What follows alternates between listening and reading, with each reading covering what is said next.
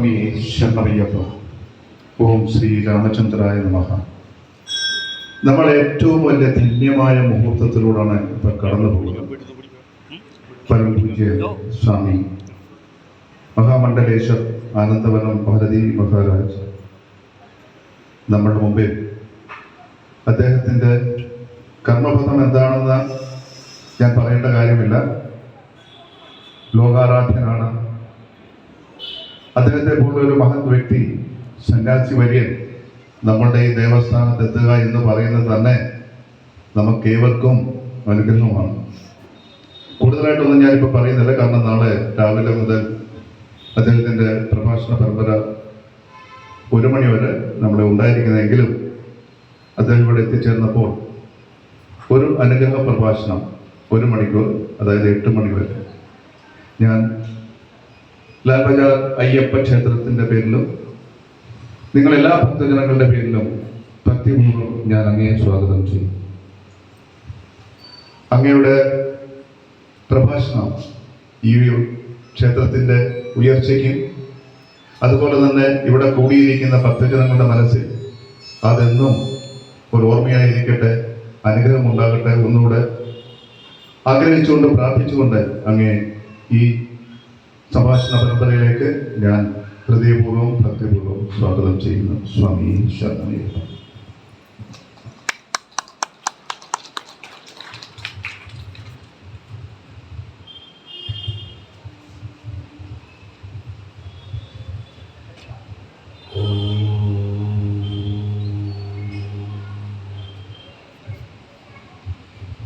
സദാശിവസമാരംഭാം ശങ്കരാചാര്യമധ്യമാം അസ്മദാചാര്യപര്യന്താം വന്ദേ ഗുരുപരമ്പരാം.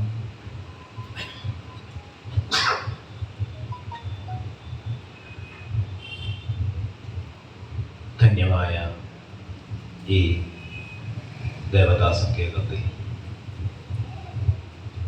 രാമായണ മാസാചരണത്തിനായി എത്തിച്ചേർന്നിരിക്കുന്ന എല്ലാ സജ്ജനങ്ങൾക്കും ഈ പരിപാടിയുടെ കാര്യകർത്താക്കൾക്കും ഓ നമോ നാരായണപൂർവകമായ നമസ്കാരം. ഭാരതത്തിൽ എമ്പാടും എന്നല്ല, ലോകമാകെ നമ്മുടെ സനാതനധർമ്മം സഞ്ചരിച്ചുകൊണ്ടിരിക്കുന്നത് രാമ എന്ന ശബ്ദത്തിൻ്റെ ചിറകിലേറിയിട്ടാണ്. സനാതന സംസ്കൃതിയുടെ പല ശേഷിപ്പുകളും ഇന്ന് പല ലോകരാജ്യങ്ങളിൽ നിന്നുമൊക്കെ കിട്ടുന്നുണ്ട്. ഏറ്റവും പ്രധാനപ്പെട്ടത് മഹാദേവൻ്റെ ലിംഗരൂപത്തിലുള്ള ആരാധനാമൂർത്തികളെയാണ്. അതോടൊപ്പം തന്നെ കഥാരൂപത്തിൽ, പല അവതരണങ്ങളുടെ രൂപത്തിൽ, പല ഐതിഹ്യങ്ങളുടെ രൂപത്തിൽ ഒക്കെ പല പല ദേശങ്ങളിലും നിലനിന്നു പോരുന്ന നമ്മുടെ സംസ്കൃതിയുടെ ഒരു അടയാളം രാമൻ എന്ന ശബ്ദം.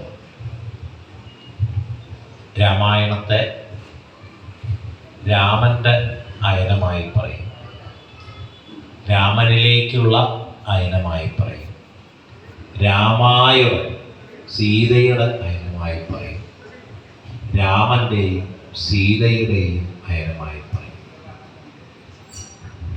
ഓരോന്നും ഓരോ തലങ്ങളിലുമുള്ള സാധകർ എങ്ങനെയാണ് ആ ദേവതാഭാവത്തെ ഉള്ളിലേക്ക് സ്വീകരിക്കേണ്ടത് എന്നതനുസരിച്ച് വ്യത്യസ്തമായിട്ടുള്ള അനുഭൂതികളുടെ ലോകം തുറന്നിടുന്ന ഒന്നാണ് ഈ ആദ്യകാവ്യമായ ഇതിഹാസം. പൊതുവിൽ ഇതിഹാസ ശബ്ദത്തിന് പണ്ടുണ്ടായിരുന്നത് എന്നൊക്കെ അർത്ഥം പറയുന്നുണ്ടെങ്കിലും സൂക്ഷ്മമായിട്ട് ചിന്തിച്ചാൽ അടുത്തിരുന്ന് ഉപദേശിക്കുന്നതാണ് ഇതിഹാസം. ഇതിഹാസൻ എന്നാണ്, അടുത്തിരുന്ന് ഒരു ശിഷ്യന് ഉപദേശിക്കുന്നതാണ് ഇതിഹാസം. 2 ഇതിഹാസമാണ് പ്രധാനമായിട്ടുള്ളത്, രാമായണവും മഹാഭാരതവും. മഹാഭാരതത്തെ സംബന്ധിച്ചിടത്തോളം അതൊരു വലിയ സമുദ്രമാണ്. കാരണം അതിൽ പറയുന്നത് തന്നെ അതിലില്ലാത്തതൊന്നും വേറെ എവിടെയും കാണാൻ പറ്റില്ല. ലോകത്തെല്ലാം എന്തൊക്കെ ഉണ്ടോ അതെല്ലാം മഹാഭാരതത്തിൽ ഉണ്ടെന്ന് പറഞ്ഞാൽ ഏതൊക്കെ തരത്തിലുള്ള മാനസിക ഭാവങ്ങൾ മനുഷ്യരിൽ ഉണ്ടാകുന്നുണ്ടോ ആ മാനസിക ഭാവങ്ങളുടെ പലതരത്തിലുള്ള പ്രകടനങ്ങളാണ് നമ്മൾ സംഭവിക്കുന്നതൊക്കെ ഉണ്ടാകുന്നുണ്ടോ ആ ഭാവങ്ങളെയൊക്കെ നമുക്ക് മഹാഭാരതത്തിൽ കാണാം. അതുകൊണ്ട് തന്നെ ഒന്ന് ശ്രദ്ധിച്ച് പരിശോധിക്കേണ്ട ഗ്രന്ഥം കൂടിയാണ്, പഠിക്കേണ്ട ഗ്രന്ഥം കൂടിയാണ്. കാരണം അതിൽ ധർമ്മവും അധർമ്മവും ഒക്കെ കൃത്യമായിട്ടുള്ള ശാസ്ത്രത്തിൻ്റെ അടിത്തറയില്ലാത്തവർക്ക് പെട്ടെന്ന് ആശയക്കുഴപ്പങ്ങൾ ഉണ്ടാവാൻ സാധ്യതയുള്ളതാണ്. പഴയ കാലത്തൊക്കെ വേദാംഗങ്ങളോടുകൂടി ആ 4 ശാസ്ത്രങ്ങളും പഠിച്ചു കഴിഞ്ഞ ആളുകൾക്കാണ് മഹാഭാരതം പറയാനും പഠിപ്പിക്കാനുള്ള അർഹത പഴയ കാലത്ത് ഉണ്ടായിരുന്നു. അതേസമയം രാമായണം നേരെ ലളിതമായി നേരെ ധർമ്മത്തിൽ ജീവിക്കാൻ നമ്മളെ ഉപദേശിക്കുന്ന ഗ്രന്ഥമാണ്. രാമന്റെ ഏറ്റവും വലിയ വിശേഷണം രാമോ വിഗ്രഹവാൻ ധർമ്മം എന്നാണ്. ധർമ്മത്തിൻ്റെ പ്രതിപുരുഷനാണ് രാമൻ. ധർമ്മമല്ലാതെ ഒന്നും രാമൻ ചെയ്തിട്ടില്ല. യോഗവാസിഷ്ടം എന്നുള്ള കൃതിയാണ് മൂലരാമായണം. അപ്പം ഭഗവാൻ രമണ മഹർഷികളൊക്കെ ഒരു സാധകൻ ചോദിക്കുകയുണ്ടായി, ഒരു കൃതി മാത്രം വായിക്കാമെന്നുണ്ടെങ്കിൽ അത് ഏത് കൃതി വായിക്കണം? രമണ മഹർഷി ഉപദേശിച്ചത് യോഗവാസിഷ്ടം വായിച്ചോളൂ എന്നാണ്. അതാണ് രാമായണത്തിൻ്റെ ഒരു മൂലസ്വരൂപം. വാൽമീകി രാമായണം, രാമചരിതമാനസം, തുളസീദാസ രാമായണം, കമ്പരാമായണം, കേരളത്തിലെ അധ്യാത്മരാമായണം, അങ്ങനെ ഓരോ ദേശത്തും ഓരോ പരമ്പരകൾക്കനുസരിച്ച് പല പ്രകാരത്തിൽ രാമന്റെ കഥകൾ അതത് കാലത്തെ ആചാര്യന്മാര് ആ ദേശത്തെ സാധകർക്കായിട്ട് സജ്ജനങ്ങൾക്കായിട്ട് പകർന്നു കൊടുത്തിട്ടുണ്ട്.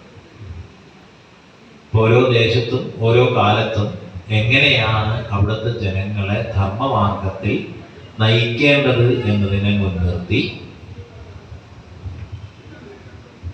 ചിലതിൽ ജ്ഞാനത്തിന്, ചിലതിൽ ഭക്തിക്ക്, ചിലതിൽ സാധനയ്ക്ക് ഒക്കെ പ്രാധാന്യം നൽകിയിട്ടാണ് ആചാര്യന്മാർ ഇതിൻ്റെ വ്യത്യസ്തമായിട്ടുള്ള ഭാവങ്ങളിലുള്ള രചന നിർവഹിച്ചു വന്നത്.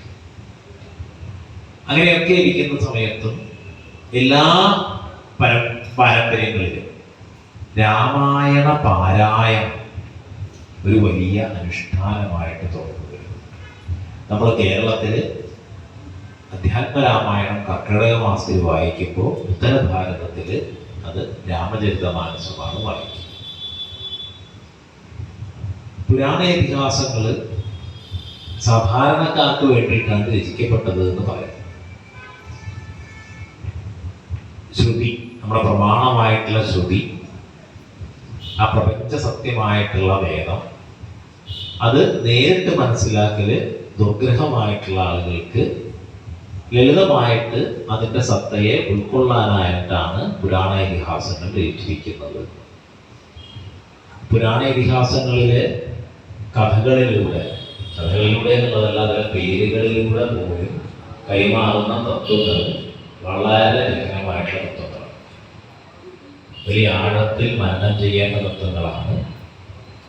പണ്ഡിതന്മാർക്ക് പോലും അതിൽ കൂടുതൽ ആഴത്തിലേക്ക് പോകാനുള്ള ദർശനങ്ങൾ ഒളിപ്പിച്ചു വെച്ചിരിക്കുന്നത്. അപ്പോൾ എന്തുകൊണ്ടാണ് പുരാണ ഇതിഹാസങ്ങൾ സാധാരണക്കാർക്ക് വേണ്ടിയിട്ട് എന്ന് പറയുന്നത്? സാധനയുടെ വഴിയിൽ ഏറ്റവും സൂക്ഷ്മമായിട്ടുള്ള സാധന പ്രാണ സാധനയാണ്, പ്രാണാനുസന്ധാനമാണ്. പ്രാണനെ ഉപാസിക്കുക, നമ്മുടെ ശ്വാസത്തെ.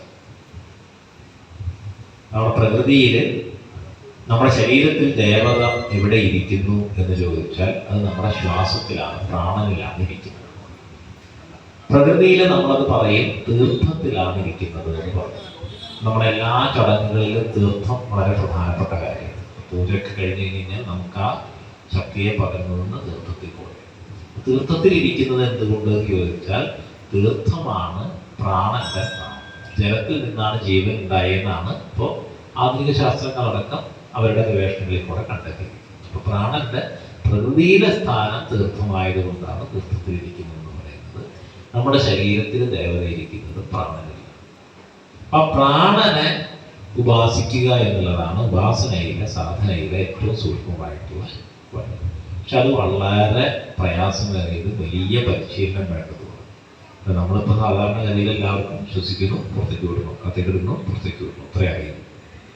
പ്രാണനെ ഉപാസിക്കുക എന്ന് പറഞ്ഞാൽ എത്ര പ്രാണൻ നമ്മുടെ ശരീരത്തിൻ്റെ ഏതൊക്കെ നാഡികളിലേക്കൂടെ സഞ്ചരിച്ചു, എവിടെയൊക്കെ എത്തി, എവിടെയൊക്കെ എത്ര വട്ടം തട്ടി, എങ്ങനെയൊക്കെ തിരിച്ചു പോകുന്നു എന്നുള്ളതൊക്കെ അറിയാം. അപ്പം ആ സൂക്ഷ്മമായിട്ടുള്ള അവസ്ഥ പ്രയാസമായിട്ടുള്ള ആളുകൾക്ക് വേണ്ടിയിട്ടാണ് മന്ത്രങ്ങൾ ഉണ്ടാവുന്നത്. കാരണം ഓരോ അക്ഷരം ഉച്ചരിക്കുമ്പോഴും നമ്മുടെ ഉള്ളിൽ ഒരു ശ്വാസം, ഒരു പ്രാണന്റെ ഒരു കണിക ഇന്ന ഇന്ന നാഡികളിലേക്കൂടെ ഇത്ര ആവർത്തി സഞ്ചരിച്ച് ഇന്ന സ്ഥലങ്ങളിൽ തട്ടി തിരിച്ചു വരും. ഇപ്പൊ ബുദ്ധിയെ ഉത്തേജിപ്പിക്കാനുള്ള മന്ത്രങ്ങൾ ജപിക്കുമ്പോൾ ബുദ്ധി പ്രവർത്തിക്കുന്ന ശരീരത്തിന്റെ കേന്ദ്രങ്ങളിലേക്ക് കൂടുതൽ പ്രാണശക്തിയെ നമ്മൾ ഈ മന്ത്രജപത്തിലൂടെ എത്തിക്കുക. ഓരോരോ തരത്തിൽ ശക്തിക്ക് വേണ്ടിയിട്ടുള്ള മന്ത്രങ്ങൾ ജപിക്കുമ്പോൾ നമ്മുടെ ശരീരത്തെ ശക്തമാക്കുന്നതിനുള്ള സ്ഥാനങ്ങളിലേക്ക് കൂടുതൽ പ്രാണശക്തിയെ എത്തിക്കുക. നമ്മൾ അടുപ്പിൽ ഊതി ഊതി ഊതി തീ തെളിയിക്കുന്നത് പോലെ കൂടുതൽ ശക്തമാകുന്ന ഒരു പ്രക്രിയയാണ് മന്ത്രജപത്തിൽ കൂടെ നടക്കുന്നത്. മന്ത്രജപവും കൃത്യമായിട്ടുള്ള ഗുരുപദേശവും ആവർത്തിച്ച് അത് അധികം ജപിക്കും തോറും കൂടുതൽ ശ്രദ്ധയും വേണ്ട ഒന്നാണ്. കാരണം അതിൻ്റെ അക്ഷരത്തിലെ മാത്രകൾ ഒക്കെ തെറ്റിപ്പോയാൽ ഉദ്ദേശിച്ച സ്ഥലത്തെ കൂടി ഒന്നുമല്ല പ്രാണൻ പോകും. അപ്പൊ അതും പ്രയാസമായിട്ടുള്ള ആളുകൾക്ക് വേണ്ടിയിട്ടാണ് പുരാണ ഇതിഹാസങ്ങൾ നിരവധി സ്തുതികളോടും കീർത്തനങ്ങളോടും കൂടിയിട്ട് രചിച്ചത്. അതിൽ വ്യത്യസ്തമായിട്ടുള്ള മന്ത്രഭാഗങ്ങളെ, മന്ത്രാക്ഷരങ്ങളെ കഥകൾക്കിടയിൽ വളരെ ഭംഗിയായിട്ട് ആചാര്യന്മാർ കോർത്തു വച്ചിരിക്കും.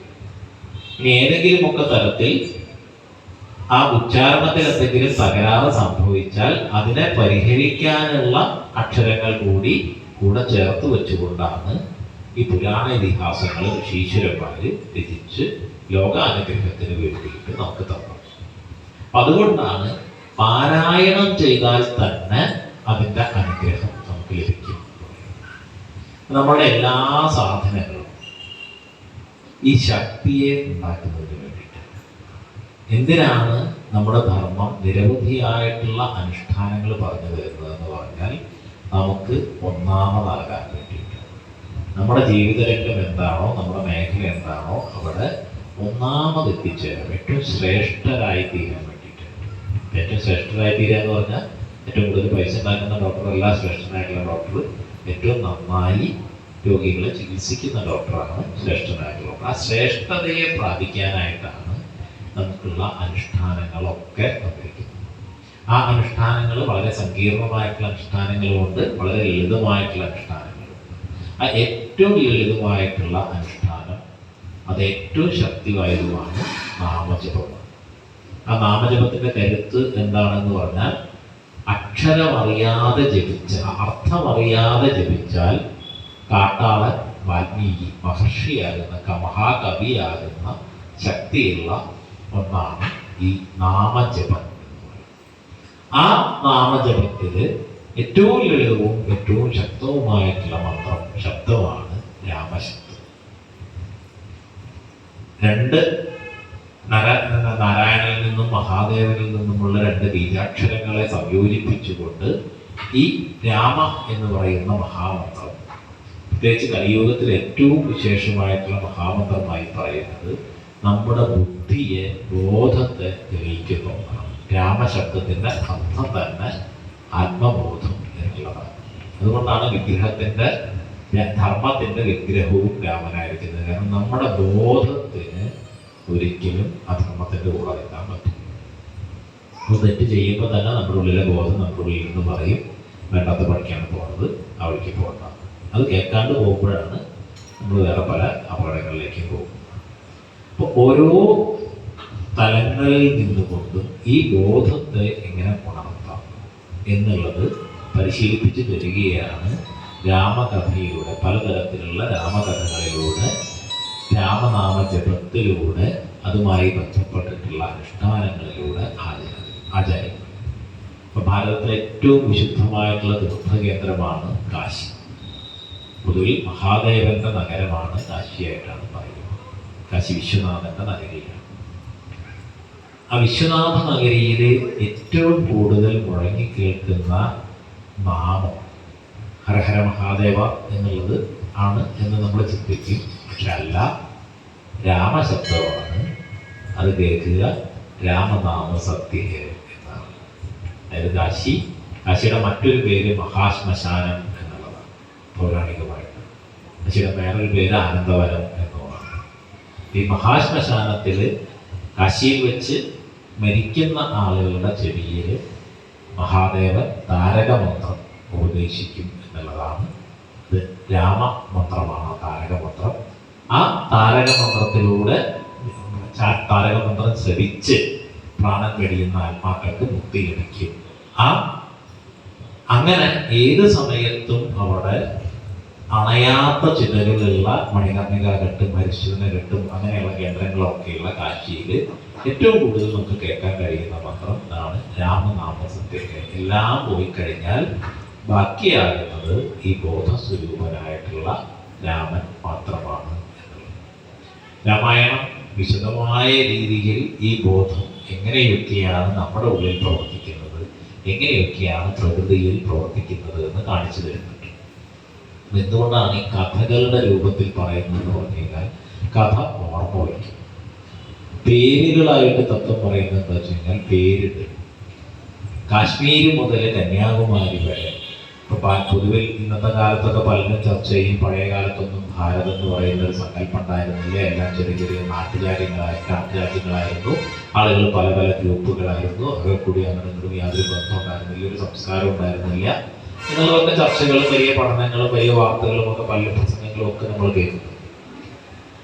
എന്നാൽ കേരളത്തിൽ കന്യാകുമാരി മുതൽ കാശ്മീർ വരെ നമ്മൾ ഏതൊക്കെ ജനപദങ്ങളിലൂടെ സഞ്ചരിച്ചു കഴിഞ്ഞാലും അവിടെയൊക്കെ ആളുകളിൽ നമുക്ക് രാമൻ എന്നുള്ള പേര്. എല്ലാ സമുദായങ്ങളിലും എല്ലാ പാരമ്പര്യങ്ങളിലും നമുക്ക് രാമൻ എന്നുള്ള പേര് വരും. ഈ മധ്യപ്രദേശ് UP ഭാഗത്ത് അതിനിടയിലുള്ള ഒരു ആദിവാസി വനവാസി വിഭാഗം, അവര് രാമനാമികൾ എന്നാണ് അറിയപ്പെടുക. ദേഹം മുഴുവൻ രാമന്റെ നാമം പച്ചകുത്തിയിട്ടുള്ള ആളുകൾ.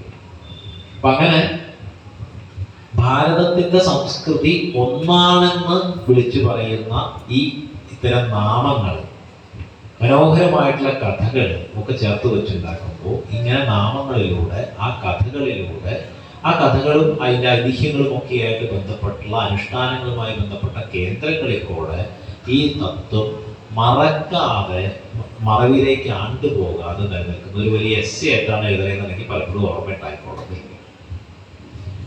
അപ്പൊ രാമൻ, ഇതിഹാസ പുരുഷനായിട്ടുള്ള രാമന്റെ ചരിത്ര കഥനത്തിലൂടെ എന്തുകൊണ്ടാണ് രാമന്റെ മാതാപിതാക്കൾ അല്ലെങ്കിൽ ആ കാലത്തെ പരമ്പര അത്തരത്തിലുള്ള നാമധേയങ്ങൾ നൽകിയത്, ഋഷീശ്വരന്മാർ ഈ ദേശത്തെ ഈ ധർമ്മത്തെ നയിക്കാൻ പോകുന്നവരുടെ പേരുകളായിട്ട് ഇന്ന ഇന്ന കാര്യങ്ങൾ നിർദ്ദേശിച്ചത്, അതൊക്കെ ഇത്തരത്തിലുള്ള തത്വങ്ങളെ മുൻനിർത്തിയിട്ടാണ്. രാമശബ്ദത്തിന് ബോധം എന്നുള്ളതാണ് അർത്ഥമുള്ളത്. ഈ ബോധം ഉണ്ടാവുക എപ്പോഴും അയോധ്യയാണ്. നമ്മുടെ മനസ്സ് അയോധ്യയായാൽ മാത്രമേ ബോധം ഉണ്ടാവൂ. അയോധ്യ എന്ന് പറഞ്ഞാൽ യുദ്ധങ്ങളൊന്നുമില്ലാത്ത സ്ഥലം. അങ്ങനെ അയോധ്യയാവണം മനസ്സ് എന്നുണ്ടെന്നുണ്ടെങ്കിൽ നമ്മൾ ദശരഥന്മാരാവണം. ഇത് 10 ദിക്കിലേക്കും രഥം ഓടിക്കാൻ കഴിവുള്ളതാണ് ദശരഥന്റെ മഹിമ. ഈ 10 ദിക്കുകൾ എന്ന് പറഞ്ഞാൽ നമ്മുടെ 10 ഇന്ദ്രിയങ്ങളാണ്. 5 കർമ്മേന്ദ്രിയങ്ങളും 5 ജ്ഞാനേന്ദ്രിയങ്ങളും. ഈ ഇന്ദ്രിയങ്ങളൊക്കെ നമ്മുടെ നിയന്ത്രണത്തിലുണ്ടായി നമ്മൾ പറഞ്ഞത് കേൾക്കും എന്നുണ്ടാക്കി. ഇന്ദ്രിയങ്ങളുടെ കാര്യം പറഞ്ഞാൽ മനസ്സും ഒരു ഇന്ദ്രിയത്തിന്റെ ഭാഗം തന്നെയാണ്. മനസ്സിന്റെ ഇന്ദ്രിയങ്ങളെ നിയന്ത്രിക്കുന്നത് മനസ്സ് എന്നുള്ള നിലയ്ക്ക് ഈ മഹ് ശബ്ദം പൊതുവിൽ ഇന്നത്തെ കാലത്ത് ഒരുപാട് വേറെ തരത്തിലുള്ള ചർച്ചകളൊക്കെ വരുന്നതാണ്. ഈ മഹിഷാസുരൻ എന്ന് പറയുന്ന ഒരു പോത്ത് നല്ല മഹിഷ് എന്ന് പറഞ്ഞാൽ കേൾക്കുക. അപ്പൊ പട്ടമഹിഷി ആരാ? മഹ് ശബ്ദത്തിൻ്റെ അർത്ഥം ഇച്ഛ എന്നാണ്. അപ്പം ഇച്ഛ എങ്ങനെയാണെന്ന് ചോദിച്ചാൽ പോത്തിനെ പോലെയാണ്. ഏത് ചെളി കണ്ടാലും കയറി ഇറങ്ങി കിടക്കും. അതിനെ പിടിച്ചു കെട്ടാൻ വലിയ പ്രയാസമാണ്. അപ്പോൾ ആ ഇച്ഛകൾ ആസുരികമാകുമ്പോൾ മഹിഷാസുരനാവും. ആ ഇച്ഛ രാജ്യത്തിൻ്റെ ഇച്ഛയെ മുൻനിർത്തുന്നുണ്ടാകുമ്പോൾ പട്ടമഹിഷിയാവും. അതുപോലെ ഈ ഇന്ദ്രിയങ്ങൾ എല്ലാം നമ്മുടെ കയ്യിൽ പെടാതെ എപ്പോഴും പോയിക്കൊണ്ടിരിക്കുന്നതാണ്. നമ്മൾ നോക്കണ്ടെന്ന് വിചാരിക്കുന്ന കാര്യം നോക്കൂ, കാണണ്ടെന്ന് കേൾക്കണ്ടെന്ന് വിചാരിക്കുന്ന കാര്യങ്ങളെ കേൾക്കൂ. അപ്പം ആ ഇന്ദ്രിയങ്ങളെയെല്ലാം നമ്മുടെ നിയന്ത്രണത്തിലാക്കി കഴിഞ്ഞാൽ നമ്മുടെ മനസ്സ് അയോധ്യയായിട്ട് മാറും. അവിടെ ബോധസ്വരൂപനായിട്ടുള്ള രാമൻ ജനിക്കും. ഈ ബോധത്തിന് ഒറ്റയ്ക്ക് ഒന്നും ചെയ്യാൻ പറ്റില്ല. കാരണം ബോധം ഒരു പ്രവൃത്തിയിലും ഏർപ്പെടാതെ നിൽക്കുന്ന സ്വരൂപമാണ്. അതിന് പ്രകൃതിയിൽ നിന്നുള്ള മനസ്സ് ഈ ബോധത്തോട് കൂടി ചേർന്നാൽ മാത്രമേ എന്തെങ്കിലും പ്രവൃത്തികളിൽ ഏർപ്പെടാം. ഇപ്പൊ മനസ്സ് സീത എന്ന പ്രകൃതിയിൽ നിന്നുള്ള മനസ്സുമായി ചേർന്നുകൊണ്ടാണ് ബോധം ലോകത്തെ എല്ലാ പ്രവർത്തനങ്ങളും ചെയ്തുകൊണ്ടിരിക്കുന്നത്. പക്ഷെ മനസ്സിൻ്റെ ഒരു കുഴപ്പം നേരത്തെ പറഞ്ഞതാണ്, കാണുന്ന മോഹങ്ങളുടെയൊക്കെ മനസ്സ് പോയിക്കൊണ്ടിരിക്കും. അപ്പം അങ്ങനെ സ്വർണ്ണമാനിനെ കണ്ട് മനസ്സ് അതിൻ്റെ പിന്നാലെ പോവുകയാണ്. അതാണ് ഹിരണ്മയേന പാത്രേന, സ്വർണ്ണപാത്രം കൊണ്ടാണ് സത്യത്തിൻ്റെ മുഖം മൂടി വെച്ചേക്കുന്നതെന്ന് പറയുന്നത്. സ്വർണം നമ്മളെ ഭ്രമിപ്പിക്കും. അങ്ങനെ മോഹങ്ങളുടെ പുറകെ പോകുമ്പോൾ ദശരഥന്റെ നേരെ വിപരീതമായിട്ടുള്ള രാവണൻ അവിടെ നിൽക്കുന്നത്. രാവണന് 10 ഇന്ദ്രിയങ്ങളുടെ പെരുപ്പമാണ്. 10 പേർക്കുള്ളത് കാണണം, 10 പേർക്കുള്ളത് കേൾക്കണം, 10 പേർക്കുള്ളത് ശ്വസിക്കണം, 10 കാര്യങ്ങൾ ചെയ്യണം, 10 ആളുകളുടെ കാര്യങ്ങൾ ചെയ്യണം. 10 ഇന്ദ്രിയങ്ങളുടെ പെരുപ്പമാണ്. അനിയന്ത്രിതമായിട്ടുള്ള ഇന്ദ്രിയങ്ങളിലെ ആസക്തിയുടെ സ്വരൂപമായിട്ടാണ് രാവണനെ അവതരിപ്പിച്ചിട്ടുള്ളത്. അപ്പം അങ്ങനെ പറയുമ്പോൾ ആ ഇന്ദ്രിയങ്ങളൊക്കെ അനിയന്ത്രിതമായി പോയ ഒരാൾ മോശക്കാരനൊന്നുമില്ല. കാരണം രാവണൻ മഹാപണ്ഡിതനാണ്, ഉന്നതമായ കുലത്തിൽ ജനിച്ച ആളാണ്. നിങ്ങളൊക്കെ പലരും കേട്ടിട്ടുള്ള ശിവതാണ്ഡവ സ്തോത്രം, ഡമണ്ടവണ്ട തുടങ്ങുന്ന ശിവതാണ്ഡവ സ്തോത്രം രാവണകൃതമാണ്. അർക്കപ്രകാശം എന്നുള്ള വലിയ ആയുർവേദ ഗ്രന്ഥം എഴുതിയിരിക്കുന്നത് രാവണനാണ്. വളരെ രാവണന്റെ രാജ്യം രാവണൻ വളരെ ഭംഗിയായി ഭരിച്ചുകൊണ്ടിരിക്കുന്ന രാജാവുമാണ്. പക്ഷെ രാവണന്റെ കുഴപ്പം ഇന്ദ്രിയങ്ങളുടെ തറവറയിലായി, ഇന്ദ്രിയങ്ങൾ അനിയന്ത്രിതമായിട്ട് പോയി എന്നുള്ളതാണ്. നമുക്ക് നമ്മുടെ ചുറ്റുപാട് നോക്കി കഴിഞ്ഞു കഴിഞ്ഞാലും അങ്ങനെ വലിയ അറിവുകളുള്ള, വലിയ കഴിവുകളുള്ള പലരെ നമുക്ക് കാണാൻ പറ്റും. അവർ സമൂഹത്തിൽ ഉണ്ടാക്കിക്കൊണ്ടിരിക്കുന്നത് പക്ഷേ സ്വസ്ഥതയല്ല, അസ്വസ്ഥതയാണ്, അശാന്തിയാണ് എന്നുള്ളത് നമുക്ക് കാണാൻ. അപ്പോൾ ഈ ഇന്ദ്രിയങ്ങളുടെ ആസക്തിയിൽ നമ്മുടെ മനസ്സ് പെടുമ്പോൾ എപ്പോഴും ദുഃഖമാണ്. അപ്പം ആ ദുഃഖത്തിൽ നിന്ന് കരകയറാൻ എന്ത് വേണം എന്നുള്ളതിൽ എപ്പോഴും ബോധസ്മരണ വേണം. സീത അശോകവനിയിൽ എപ്പോഴും രാമനെ സ്മരിച്ചുകൊണ്ടാണ് ഇരിക്കുന്നത്. ഈ ബോധസ്മരണ ഉണ്ടെങ്കിൽ ആ ബോധത്തിലേക്ക് നമ്മുടെ മനസ്സ് വീണ്ടും എത്തിച്ചേരുകയും ഈ ഇന്ദ്രിയങ്ങളുടെ പിടിയിൽ നിന്ന് രക്ഷപ്പെട്ട് വീണ്ടും ബോധവുമായി ചേർന്ന് നമ്മുടെ രാജ്യത്തെ, നമ്മുടെ ശരീരമാകുന്ന രാജ്യത്തെ, നമ്മുടെ ദേശമാകുന്ന രാജ്യത്തെ, ധർമ്മമാകുന്ന രാജ്യത്തെ ഭംഗിയായി പരിപാലിക്കാൻ കഴിയുകയും ചെയ്യും. അപ്പം അത് കഴിഞ്ഞ് ഒരു ഘട്ടം കഴിയുമ്പോൾ നമ്മുടെ പഴയ വർണ്ണാശ്രമ പരമ്പരയിൽ പെടുന്നത് ബ്രഹ്മചര്യം, ഗാർഹസ്ഥ്യം, അത് കഴിഞ്ഞാൽ വാനപ്രസ്ഥം, പിന്നെ സന്യാസം എന്നുള്ള നിലയ്ക്കാണ്. അപ്പോൾ ഈ കർമ്മകാരികമായിട്ടുള്ള മനസ്സിനെ ഉപേക്ഷിച്ചുകൊണ്ട് തപസ്സിലേക്ക്, സന്യാസത്തിലേക്ക് ബോധം പോവുകയും ചെയ്യും. ഈ തത്വത്തെ കൂടിയാണ് രാമായണം എന്ന് പറയുന്ന ഇതിഹാസത്തിലൂടെ നമുക്ക് വേണ്ടി ധർമ്മമാർഗത്തിൽ ചരിക്കുന്നതിന് എന്തെല്ലാം ചെയ്യണം എന്നുള്ളതിൻ്റെ ഏറ്റവും ഇതിൽ ഓരോ രാമായണത്തിലെ ഓരോ കഥാപാത്രങ്ങളും ആ കഥാപാത്രങ്ങളോടുള്ള ഓരോ ഉപദേശവും, ഇപ്പോൾ ഹനുമാൻ, ബാലി, സുഗ്രീവൻ, അങ്ങനെയുള്ള ഓരോ കഥാപാത്രങ്ങളും ഈ ഒരു ഒറ്റ വരിയിൽ പറഞ്ഞ ഈ ധർമ്മത്തിൻ്റെ ആചരണത്തിൻ്റെ പല പല പല ഘടകങ്ങളെ പൂർത്തീകരിക്കുന്ന തത്വോപദേശങ്ങൾ കൂടിയാണ്. അപ്പം അതെല്ലാം ചേർന്നുകൊണ്ട് എങ്ങനെയാണ് ധർമ്മം ഈ പ്രപഞ്ചത്തിൽ നിലനിൽക്കുന്നത്, നമുക്കുള്ളിൽ നിലനിൽക്കുന്നത്, ആ ധർമ്മത്തെ പിൻപറ്റിയാൽ എങ്ങനെ നമുക്ക് ശ്രേയസ് ഉണ്ടാകും എന്ന് വിശദീകരിച്ചു തരുന്ന ഇതിഹാസമാണ് ആദികവി എഴുതി നമുക്ക് നൽകിയിരിക്കുന്ന രാമായണം. ഈ രാമായണം, ഈ അനുഭൂതി, അല്ലെങ്കിൽ ഇതിൽ നമുക്കുണ്ടാകേണ്ട, ഈ ധർമ്മത്തിൽ നമുക്കുണ്ടാകേണ്ട ഉറപ്പ്, അത് ആവർത്തിച്ചാവർത്തിച്ചുള്ള, ഇതൊന്നും മനസ്സിലായില്ലെങ്കിലും ആവർത്തിച്ചാവർത്തിച്ചിട്ടുള്ള രാമായണ പാരായണത്തിൽ കൂടെ തന്നെ നമുക്ക് കിട്ടും എന്നുള്ളതാണ് അതിലെ അക്ഷരക്രമങ്ങളുടെ പ്രത്യേകത. കാരണം നമ്മുടെ ബുദ്ധി തെളിഞ്ഞാൽ നമ്മുടെ ഉള്ളിൽ എല്ലാ കാര്യങ്ങളും തെളിഞ്ഞു. നമ്മുടെ ബോധം തെളിഞ്ഞാൽ നമ്മുടെ ഉള്ളിൽ എല്ലാ കാര്യങ്ങളും ചേർന്നു. അങ്ങനെ ചിത്തശുദ്ധീകരണത്തിന് നമ്മളെ സഹായിക്കുകയാണ് രാമായണ പാരായണം.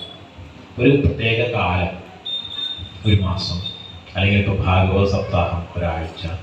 ഇപ്പോൾ നമ്മൾക്ക് കർക്കിടക മാസമാണ് മലയാളികൾക്ക് എന്നുണ്ടെങ്കിലും ഹിന്ദു കലണ്ടർ, ശകവർഷ കലണ്ടർ അനുസരിച്ച് ഇങ്ങനെ ഏറ്റവും കൂടുതൽ ആചരിക്കുന്ന ഉത്തരഭാരതത്തിലാണ് ശ്രാവണ മാസമാണ്. ശ്രാവൺ എന്ന് പറയും. ഈ ശ്രാവണ മാസം എന്ന് പറയുന്നത് ഉത്തരഭാരതത്തിലും വലിയൊരു തപസ്സിൻ്റെ കാലമാണ്. ഗുജറാത്തിൽ നിന്നും രാജസ്ഥാനിൽ നിന്നും ഒക്കെയുള്ള ഗ്രാമങ്ങളിൽ നിന്ന് വളരെ വ്രതനിഷ്ഠരായിട്ടുള്ള ഭക്തര് നമ്മളൊക്കെ ശബരിമലയ്ക്ക് പോകുന്നത് പോലെ കാൽനടയായിട്ട് കാവഡ് യാത്ര, കൻവാർ യാത്ര എന്ന് പറഞ്ഞിട്ട് ഗംഗാജിയുടെ ഉത്ഭവസ്ഥാനത്തേക്ക്, ഹരിദ്വാറിലേക്ക്, ഗംഗോത്രിയിലേക്ക്, ഗോമുഖത്തിലേക്കൊക്കെ പോകും. അവിടെ നിന്ന് ആ തീർത്ഥം കുടങ്ങളിൽ, കലശങ്ങളിൽ നിറച്ച് അത് ഒരു കാവടിയായി ചുമന്നുകൊണ്ട് മഹാദേവനെ, കേദാരനാഥനെ, കാശി വിശ്വനാഥനെ ഒക്കെ അഭിഷേകം ചെയ്ത് ആ അഭിഷേക തീർത്ഥവുമായി സ്വന്തം ഗ്രാമത്തിലേക്ക് മടങ്ങുന്ന വലിയൊരു അനുഷ്ഠാനം നടക്കുന്ന ഏറ്റവും വിശുദ്ധമായിട്ടുള്ള ഒരു മാസം കൂടിയാണ് ഈ ശ്രാവണ മാസം. ഇങ്ങനെയുള്ള സമയങ്ങളിൽ പൂർവാചാര്യന്മാർ രാമായണ പാരായണം അല്ലെങ്കിൽ ഇത്തരത്തിലുള്ള അനുഷ്ഠാനങ്ങൾ, നമുക്കാണെങ്കിൽ മണ്ഡലകാലം പോലുള്ള വ്രതകാലങ്ങൾ, ഇതൊക്കെ ചിട്ടപ്പെടുത്തിയിരിക്കുന്നത് നമ്മൾ പല കാരണങ്ങൾ കൊണ്ട്, സംസാര സാഗരം എന്നാണല്ലോ നമ്മൾ ഈ ലോകത്തെ പറയുന്നത്, ഈ വ്യവഹാരങ്ങളിൽപ്പെട്ട്, ഈ സംസാരത്തിൽപ്പെട്ട് പലതരത്തിലുള്ള കലങ്ങലുകൾ അനുഭവിച്ചുകൊണ്ടിരിക്കുന്ന ആളുകളാണ്. അന്നമാണ് ഏറ്റവും പ്രധാനം എന്ന് നമ്മൾ പറയുന്നത്. ആ അന്നം എന്ന് പറയുമ്പോൾ കഴിക്കുന്നത് മാത്രമല്ല, നമ്മൾ കേൾക്കുന്നതും ശ്വസിക്കുന്നതും കാണുന്നതും തൊടുന്നതും ഒക്കെ നമ്മളാണ്. നമുക്കൊരാൾക്ക് കൊടുക്കാൻ പറ്റിയ നമ്മുടെ കയ്യിലുള്ള സാധനമാണ്. അപ്പോൾ കേൾക്കുന്നതിലൂടെ, കാണുന്നതിലൂടെ, തൊടുന്നതിലൂടെ ഒക്കെ നമ്മുടെ ഉള്ളിൽ ചെന്നിരിക്കുന്ന സംസ്കാരമാണ്. അതവിടെ മനസ്സിൽ കിടന്ന് ദഹിച്ച് നമ്മുടെ പലതരത്തിലുള്ള ചിന്തകളായിട്ട്, വാക്കുകളായിട്ട്, പ്രവൃത്തികളായിട്ടൊക്കെ പുറത്തു വരും. അപ്പം അതുകൊണ്ടാണ് ഭദ്രമായിട്ട് കാണണം, ഭദ്രമായിട്ട് കേൾക്കണം എന്നുള്ളതൊക്കെ പഴയ ഉപനിഷത്ത് ഋഷിമാർ ഉപദേശിക്കുന്നത്. അതെല്ലാം നമ്മൾ കഴിക്കുന്നതാണ് നമ്മളായിത്തീരുന്നത്. അപ്പം അങ്ങനെ നമുക്ക് ആവശ്യമില്ലാത്തതെല്ലാം കഴിച്ചുകൊണ്ടിരിക്കുന്നത്, വളരെ കൂടുതൽ കഴിക്കുന്ന, പഴയ കാലത്ത് ഇത്രയധികം കഴിക്കലുണ്ടായിരുന്നില്ല. ഇന്ന് നമ്മൾ നമ്മുടെ ചുറ്റുമുള്ള മാധ്യമങ്ങൾ, ചുറ്റുമുള്ള ലോകം, ഇതൊക്കെ എന്ന് പറയുന്നത് നമ്മുടെ മനസ്സിനെ അസ്വസ്ഥമാക്കുന്ന തരത്തിലുള്ള കേൾവികളും കാഴ്ചകളും ഒക്കെ മാത്രം കാണിച്ചുകൊണ്ടിരിക്കുന്ന ഒരു കാലമാണ്. അപ്പം അങ്ങനെ ഒരു വിഷലിപ്തമായിട്ടുള്ള സമൂഹത്തിൽ നമ്മൾ ജീവിച്ചുകൊണ്ടിരിക്കുമ്പോൾ, അതിൻ്റെ മാലിന്യങ്ങളൊക്കെ നമ്മുടെ ഉള്ളിലേക്ക് കയറിക്കൊണ്ടിരിക്കുമ്പോൾ, ആ മാലിന്യങ്ങൾക്ക് അനുസരിച്ചുകൊണ്ട് അത് നമ്മുടെ ഉള്ളിൽ ചെന്ന് ദഹിച്ചുണ്ടാക്കുന്ന വിവിധ തരത്തിലുള്ള അസ്വസ്ഥതകളിൽ കൂടെയും സമ്മർദ്ദങ്ങളിൽ കൂടെയും ഒക്കെ നമ്മുടെ ജീവിതം കടന്നുപോയിക്കൊണ്ടിരിക്കുമ്പോൾ, അതിനൊക്കെ ഇടയിൽ എല്ലാ വർഷവും അതിനെയൊക്കെ ഒന്ന് സുഖപ്പെടുത്താനായിട്ട് നമ്മൾക്ക് സ്വയം ക്രമീകരണം നടത്താനുള്ളൊരു സമയം കൂടിയാണ് ഇത്തരത്തിലുള്ള രാമായണ മാസാചരണവും അതുമായി ബന്ധപ്പെട്ടിട്ടുള്ള വ്രതങ്ങളും കാര്യങ്ങളും. ഇവിടെ രാമായണ പാരായണങ്ങൾ നടത്തുമ്പോൾ നമ്മൾ നേരത്തെ പറഞ്ഞ പോലെ നമ്മൾ അന്നമായിട്ട് ഈ ഭഗവാന്റെ ചരിത്രം, ഭഗവാന്റെ ഇതിഹാസം എത്തിച്ചേരും. അത് ദഹിച്ച് നമ്മുടെ ഉള്ളിൽ അതിനനുസരിച്ചിട്ടുള്ള സംസ്കാരം നടന്ന് അതിനനുസരിച്ചിട്ടുള്ള പെരുമാറ്റവും നമ്മുടെ ഉള്ളിൽ വരും. അങ്ങനെ നമ്മളെ മൊത്തത്തിൽ പരിവർത്തനപ്പെടുത്തുന്ന ഒന്നുകൂടിയാണ് ഇത്തരത്തിലുള്ള വ്രതകാലങ്ങൾ. നമ്മളിപ്പോൾ കുംഭവേളകൾ, മാഘവേളകൾ, അങ്ങനെ നിരവധി തരത്തിലുള്ള ആധ്യാത്മിക സംഗമങ്ങളുടെ ഐതിഹ്യങ്ങൾ കേട്ടു. ഈ ഐതിഹ്യങ്ങളെല്ലാം ഏറ്റവും പ്രധാനമായിട്ട് മുന്നോട്ട് വയ്ക്കുന്നൊരു കാര്യം അമൃതിനെ സംബന്ധിച്ചിട്ടുള്ള ഐതിഹ്യമാണ്. ഈ അമൃത് എന്ന് പറയുന്നത്, ഏറ്റവും സൂക്ഷ്മമായിട്ടുള്ള അമൃത് എന്ന് പറയുന്നത് ജ്ഞാനാമൃതമാണ്. ശുദ്ധമായിട്ടുള്ള അറിവ് നമ്മുടെ ഉള്ളിലേക്ക് പ്രവേശിക്കുമ്പോൾ നമ്മുടെ ഉള്ളിലുള്ള എല്ലാ വിഷയങ്ങളും പുറത്തു പോകും. ആ എല്ലാ വിഷയങ്ങളും പുറത്തു പോയി കഴിഞ്ഞ് കഴിഞ്ഞാൽ, വിഷയങ്ങളെല്ലാം പുറത്തു പോയി കഴിഞ്ഞ് കഴിഞ്ഞാൽ അമൃതത്തിൻ്റെ ഏറ്റവും വലിയ ഫലം നമുക്ക് അമരത്വം കിട്ടും എന്നുള്ളത്. ശരീരമെടുത്തുള്ള എല്ലാ ആളുകളും ഈ ശരീരത്തെ ഉപേക്ഷിച്ചു പോകും. അപ്പൊ അങ്ങനെ വരുമ്പോൾ എന്താണ് അമരത്വം? ആ അമരത്വം നമ്മൾ ഇവിടുന്ന് പോയാൽ ബാക്കിയാകുന്ന കാര്യം. ആ ബാക്കിയാകുന്നത് നമ്മുടെ വാക്കുകളും പ്രവൃത്തികളും ഒക്കെ. ഇപ്പോഴും നമ്മുടെ കുടുംബത്തിലെ അല്ലെങ്കിൽ നമ്മുടെ നാട്ടിലെ നമുക്കറിയാവുന്നതായിട്ടുള്ള എത്രയോ പഴയ ആളുകളെ ഇപ്പോഴും ചിലപ്പോൾ നമ്മൾ ഓരോ സാധാരണ ജീവിത സന്ദർഭങ്ങളിലും ഓർക്കുന്നുണ്ടെങ്കിൽ, ബഹുമാനത്തോടുകൂടി ആദരവോടുകൂടി ഓർക്കുന്നുണ്ടെങ്കിൽ, അവരുടെ വാക്കുകളും പ്രവൃത്തികളുമൊക്കെ ഈ സമൂഹത്തിൽ, ഈ പ്രപഞ്ചത്തിൽ, നമ്മളിൽ അത്രയും ഗുണകരമായിട്ടുള്ള മാറ്റം എത്രയോ വർഷങ്ങൾക്ക് ശേഷവും ഉണ്ടാക്കിക്കൊണ്ടിരിക്കുന്നു എന്നുള്ളത്. ആ അമരത്വമാണ് യഥാർത്ഥത്തിലുള്ള അമരത്വം. നമ്മുടെ ശ്രേഷ്ഠമായിട്ടുള്ള വാക്കുകളിൽ കൂടെ, ശ്രേഷ്ഠമായിട്ടുള്ള പ്രവൃത്തികളിൽ കൂടെ നമ്മൾ ഈ ശരീരത്തിൽ ഇത്ര കാലം ജീവിച്ചിരുന്നു എന്നുള്ളതിൻ്റെ ഒരു സ്മൃതി ഈ ദേശത്ത് നമ്മൾ ജനങ്ങളിൽ അവശേഷിപ്പിച്ചു പോകുന്നു. അത് ഞാൻ നേരത്തെ പറഞ്ഞ, നമ്മൾ ഏത് മേഖലകളിൽ ജീവിക്കുന്നു ആ മേഖലകളിൽ നമുക്ക് കൈവരിക്കാനാകുന്ന ഏറ്റവും വലിയ ശ്രേഷ്ഠതയെ സാധ്യമാക്കിക്കൊണ്ടാണ്. അതിനെ സാധ്യമാക്കണമെന്നുണ്ടെങ്കിൽ നമുക്ക് ആദ്യം വേണ്ടത് നമ്മുടെ ചിത്തശുദ്ധീകരണമാണ്. ആ ചിത്തശുദ്ധീകരണത്തെ തുടർന്ന് നമുക്ക് ധർമ്മമാർഗത്തിൽ ഉറച്ചു നിൽക്കാനുള്ള ദൃഢമായിട്ടുള്ള ബലമാണ്. ഈ രണ്ട് കാര്യവും നമുക്ക് നേടിത്തരുന്ന ഒന്നാണ് രാമായണം പോലുള്ള ഇതിഹാസങ്ങളുടെ പാരായണവും ശ്രവണം. നമ്മൾ വായിക്കുമ്പോൾ മാത്രമല്ല, കേൾക്കുമ്പോൾ നമുക്ക് മനസ്സിലാക്കാം. കാരണം ആ കേൾവിയും ശബ്ദതരംഗങ്ങളായിട്ട് നമ്മുടെ പ്രവേശിപ്പിച്ചുകൊണ്ട് നമുക്ക് ആന്തരികമായിട്ടുള്ള പരിവർത്തനം വരും. അതങ്ങനെ നടന്നുകൊണ്ടിരിക്കുന്ന സ്ഥലത്ത് തന്നെ പ്രകൃതിയിൽ അതിൻ്റെ മാറ്റങ്ങൾ. നമ്മൾ ചില സ്ഥലങ്ങളിൽ ചെല്ലുമ്പോൾ നമുക്ക് വലിയ ശാന്തി അനുഭവപ്പെടും. ചില സ്ഥലങ്ങളിൽ ചെല്ലുമ്പോൾ നമ്മുടെ മനസ്സ് ഒരു കാരണം ഉണ്ടാവില്ല, നമുക്കറിയാത്ത സ്ഥലമായിരിക്കും, ഒരു കാരണം ഉണ്ടാവില്ല, നമ്മൾ വളരെ അസ്വസ്ഥമാണ്. അത് ശാന്തി അനുഭവിക്കുന്ന സ്ഥലങ്ങളിൽ സച്ചിന്തകളായുള്ള ഒരുപാട് സജ്ജനങ്ങൾ അവിടെ ഏതൊക്കെയോ കാലത്ത് അവിടെ ഉണ്ടായിരുന്നു. അങ്ങനെയല്ലാത്ത സ്ഥലങ്ങളിൽ അങ്ങനെയല്ലാത്ത ചിന്തകളുടെ, വാക്കുകളുടെ പ്രഭാവങ്ങൾ ഏതൊക്കെയോ കാലത്തുണ്ടായിരുന്നു എന്നുള്ളതും നമ്മൾ അന്വേഷിച്ച് കഴിഞ്ഞാൽ മനസ്സിലാക്കാൻ പറ്റും.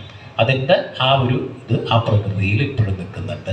ആ പ്രകൃതിയിൽ നിലനിൽക്കുന്ന ആളുകളിലും അതിനനുസരിച്ചിട്ടുള്ള മാറ്റം ഉണ്ടാകുന്നുണ്ട്. അപ്പം നമ്മളങ്ങനെ രാമായണ പാരായണമൊക്കെ നടക്കുന്ന ഒരു അന്തരീക്ഷത്തിൽ ഇരിക്കുമ്പോൾ തന്നെ സൂക്ഷ്മമായിട്ട് നമ്മുടെ ഉള്ളിൽ ഇത്രയും വലിയ പരിവർത്തനങ്ങൾ, അർത്ഥമറിയാതെ ഉള്ള ജപം കൊണ്ട് കാട്ടാളൻ മഹാകവിയാകുന്നത് പോലെ അതിലും വലിയൊരു മാറ്റമൊന്നും ലോകത്തൊരാൾക്കും ആവശ്യമില്ല.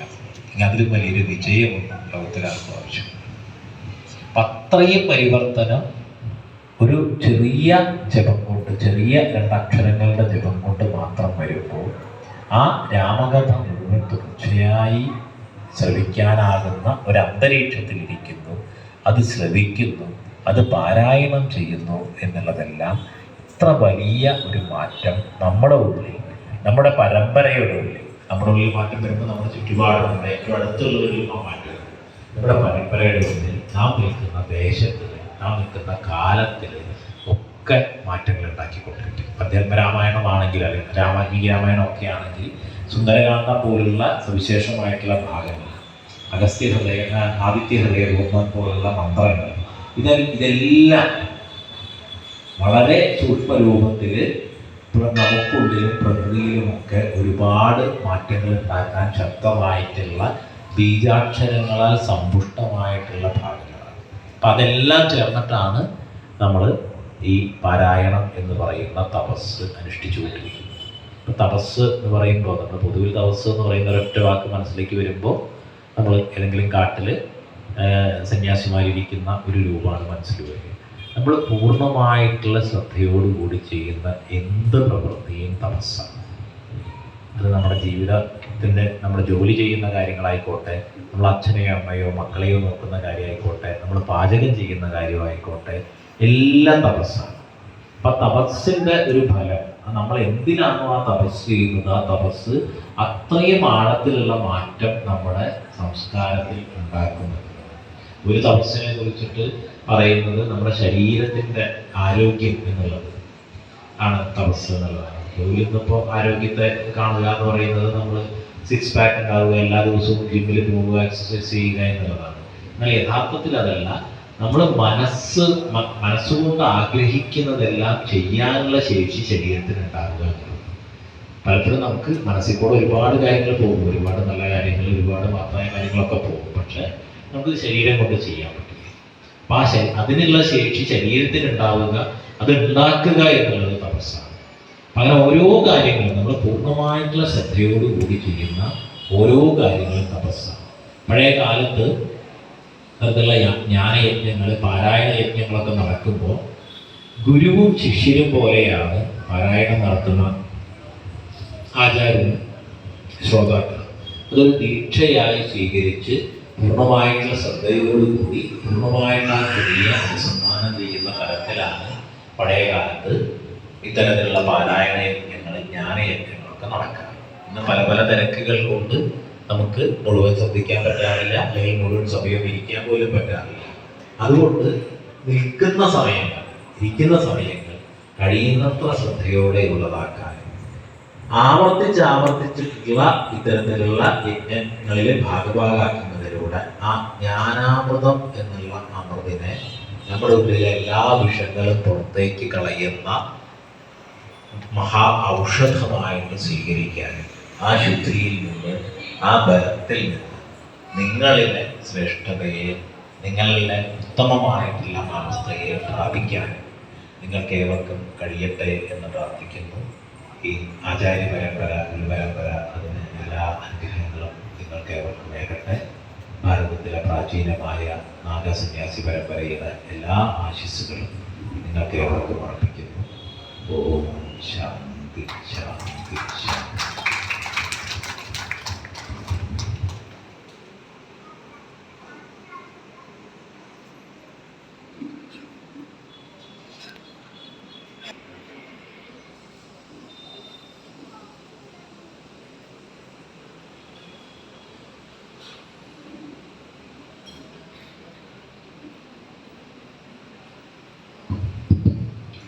സ്വാമിജിയുടെ പ്രഭാഷണം നാളെ രാവിലെ 9 മണിക്ക് ശേഷം ആത്മീയ സമ്മേളനത്തിൽ തുടരുന്നതാണ്. ഇപ്പൊ ഭക്തജനങ്ങൾക്ക് അദ്ദേഹത്തിന്റെ ദർശനം എടുക്കുന്നതാണ്. നമ്മുടെ സ്റ്റേജിന്റെ നേരെ പുറകിലുള്ള റൂമിൽ അദ്ദേഹം ഉണ്ടായിരിക്കും. ഓരോരുത്തരായിട്ട് വന്ന് അദ്ദേഹത്തിന് ദർശനം എടുത്തിട്ട് അനുഗ്രഹാശം ചെയ്യുന്നതാണ്.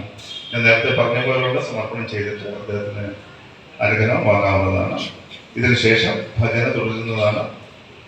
അരിവരാസത്തിന് ശേഷം മഹാപ്രസാദം ഉണ്ടായിരിക്കുന്നതാണ്. എല്ലാ ഭക്തജനങ്ങളും മഹാപ്രസാദത്തിൽ പങ്കെടുത്ത് നാളെ രാവിലെ 9:30 തന്നെ എത്തിച്ചേരണമെന്ന് അഭ്യർത്ഥിക്കുന്നു. സ്വാമി ശരണമേ.